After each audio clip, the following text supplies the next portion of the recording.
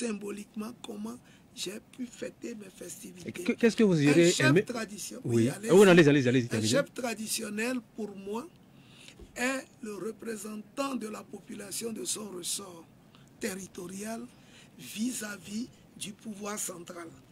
Et à ce titre, il a une fonction de plaidoyer donc, pour le compte de cette population vis-à-vis du pouvoir face à un certain nombre de difficultés inhérentes à son secteur. Il a également le rôle de tout mettre en œuvre pour une quiétude sociale en vue de la cohésion d'ensemble. Voilà à peu près son travail. Et donc, cela implique un certain nombre de choses. Oui. Donc, il doit pouvoir concilier les protagonistes des crises, parce que nous avons des conflits, des crises, il doit pouvoir les concilier en termes de cohésion. Oui. Il doit pouvoir les accompagner pendant les moments difficiles en termes d'apport, en termes de conseils, d'appui technique et parfois financier et matériel. C'est pour cela que le chef traditionnel ne doit pas être démuni. Lorsqu'un chef est démuni, il ne pourra pas jouer le rôle qui est le sien.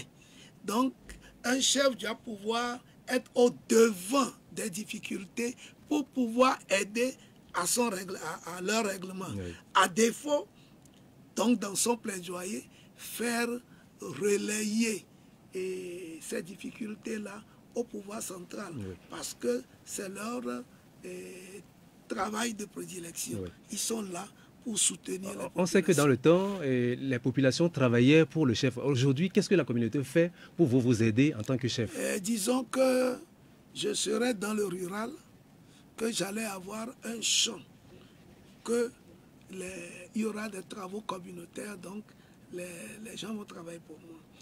Mais je suis dans l'urbain et mon travail, ce que je fais généralement, n'est pas à la portée des populations de mon milieu, et c'est ce qui fait qu'ils auraient bien voulu m'accompagner, mais ils ne peuvent pas le faire. Oui. C'est vrai qu'un jour, si je mets peut-être mon second palais en chantier, je peux demander à ce que les gens viennent passer quelques heures de labeur pour m'accompagner. Voilà. Alors, vous savez que beaucoup de Togolais critiquent aujourd'hui les chefs traditionnels et qui n'ont plus le respect, l'estime dont ils jouissaient auprès de leurs administrés dans le temps.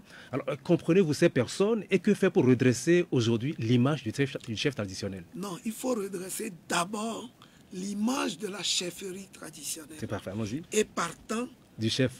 Oui. La chefferie traditionnelle n'a plus l'impact qu'elle avait dans le temps. Les chefs n'ont plus cette autorité au sein de leur territoire de ressort. Et pourquoi? Le politique les a dépossédés de tout cela, les a même écartés d'ardard de l'action de développement.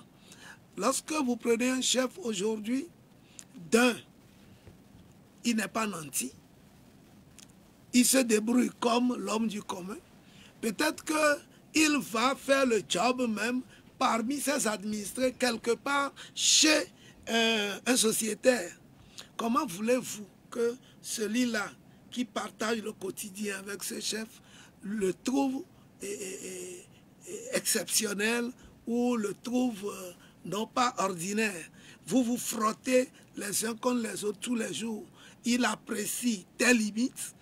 En quoi il va te respecter? Parce que tous les chefs sont des débrouillards. Là où moi je suis, je viens de descendre même d'une échelle au chantier, parmi beaucoup de manœuvres. Quoique chef d'entreprise, ben, je suis obligé de me frotter. Les gens vous voient tout le temps, l'habitude s'installe. Mais c'est une situation voulue par le pouvoir. Et ça datait des colons. Et aujourd'hui, le pouvoir, nos autorités également l'ont pris et l'ont amplifié d'ailleurs. Le colon, lorsqu'il est arrivé, il y avait des chefs assez puissants. Mais ils ont tout fait pour, dans un premier temps, les noyauter, leur créer un conseil. D'abord, Conseil national des chefs du Nord Togo, ensuite du Sud, puis ils ont refondu une façon de mieux les contrôler. Un chef est chef dans sa localité et sur la population de son territoire. Un chef, lorsque vous les prenez en conseil, vous les noyautez, il ne peut pas avoir l'influence sur d'autres territoires. Donc déjà, il y a une façon de réduire, donc de limiter ces actions. Les chefs peuvent par eux-mêmes nouer des relations de partenariat, des relations amicales et autres, mais lorsque vous les amenez à être dans un conseil avec des règles données, il est dans un moule. Il ne peut plus jouer le rôle librement. Lorsque le chef méconnaît sa fonction, puisqu'on nous a dépouillé de toutes les autorités possibles, on nous a limité l'accès même à la chose commune.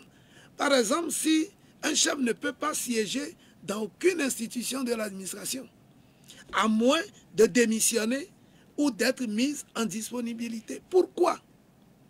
Or, le chef est par excellence et regardant dans la gestion de son territoire. Mais nous avons mis ensemble nos territoires respectifs pour pouvoir en faire une nation. Lorsque la gestion de ton territoire t'échappe, c'est que tu es comme un aveugle, tu navigues à vue. Lorsque de la gestion de ton territoire, il n'y a pas de ristourne, je ne dis pas qu'on vient nous distribuer de l'argent, mais les ristournes peuvent être en nature, peuvent être matérielles, peuvent être également comme de l'aide à la personne ou à quelque chose pouvant créer une synergie de développement d'ensemble. Ça peut être même des subventions.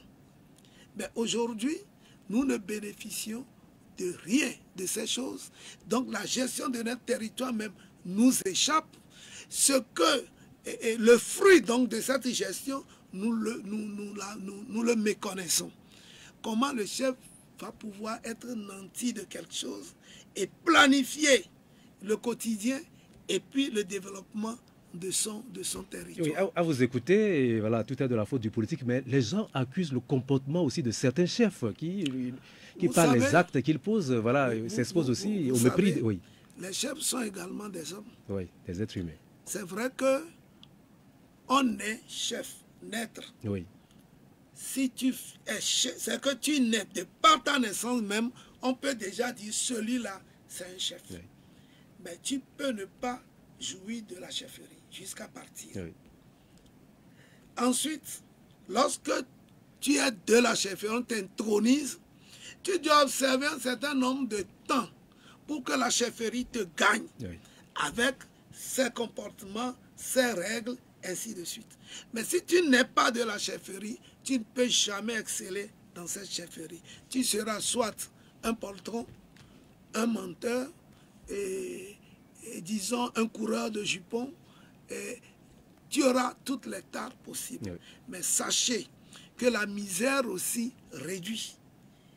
Donc un chef qui a peur du lendemain, parce qu'il n'y a pas la sérénité financière ou économique, peut verser dans la médiocrité.